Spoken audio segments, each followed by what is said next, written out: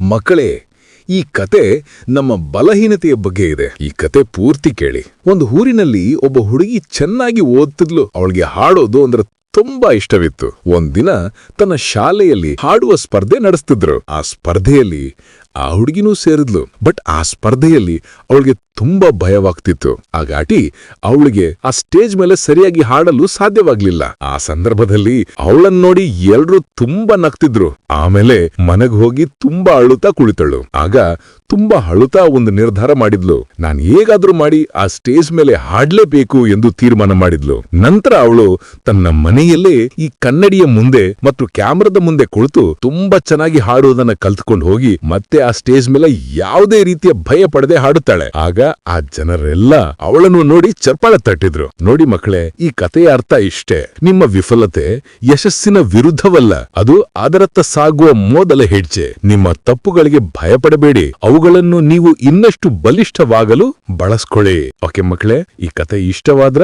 ಒಂದ್ ಲೈಕ್ ಒಂದ್ ಸಬ್ಸ್ಕ್ರೈಬ್ ಮಾಡ್ಕೊಳ್ಳಿ, ಅಷ್ಟೇ ಸಾಕು. ಓಕೆನಾ? ಬಾಯ್.